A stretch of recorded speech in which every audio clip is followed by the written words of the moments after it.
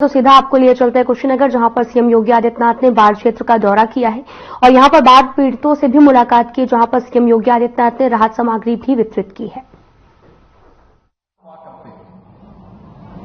पता ही नहीं लगता था कि सड़क है या गड्ढा है, सड़क में गड्ढा है या गड्ढे में सड़क है, पता ही नहीं लगता था। आज आपके यहां सड़क कितनी चमचमाती हुई सड़कें सभी ओर से जोड़ती हुई दिखाई देती है। ये विकास कि उन मानकों की ओर हमारा ध्यान आकर्षित करती है जो यहां की आवश्यकता थी, और इसीलिए लगभग 600 करोड़ रुपए की बाढ़ बचाव के कार्य आज दिखाई देते हैं। बोल्डर से पिचिंग होती है, बाकायदा यहां पर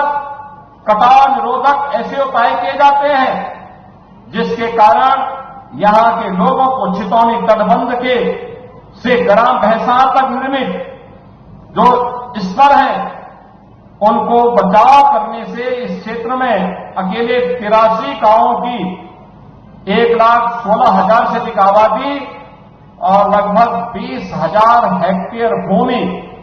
कृषि भूमि सुरक्षित हुई है, और इससे हमें बाढ़ बचाव के साथ इसका लाभ भी प्राप्त हुआ है। यहां पर आपने देखा होगा अभी 7 से 9 जुलाई के बीच जब नेपाल में भारी बरसात हुई थी, अकेले गंडक नदी में नारायणी में लगभग 4.5 लाख क्यूसिक वाटर, यानी सामान्य दिनों में जो पानी इस नदी में रहता है उसकी मात्रा होती है 15 से 12 से लेके 20,000 क्यूसिक वाटर में।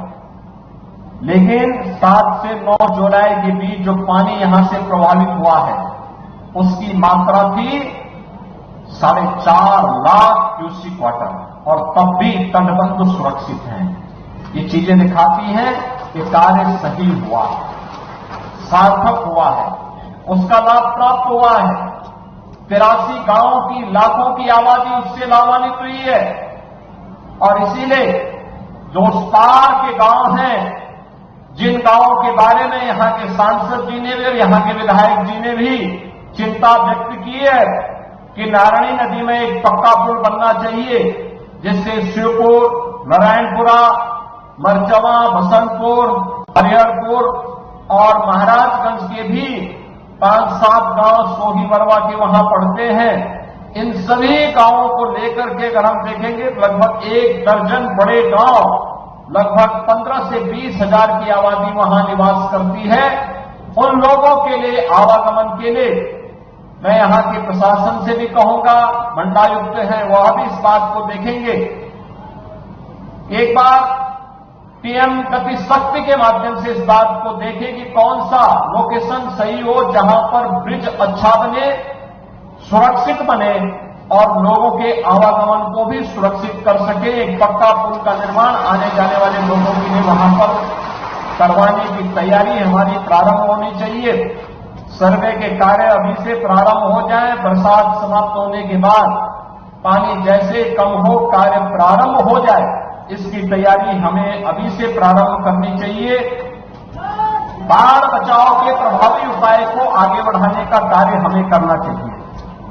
और छितौनी भैंसा तटबंध के पिच के कार्य को भी प्राथमिकता के आधार पर सिंचाई विभाग के लोग आगे बढ़ा करके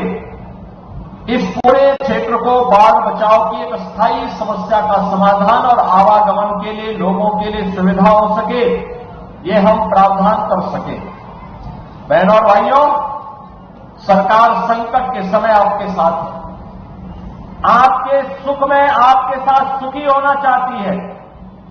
लेकिन आपको कहीं दुख न उठाना पड़े, सरकार इसके लिए समय से अपना उपाय प्रारंभ करती है।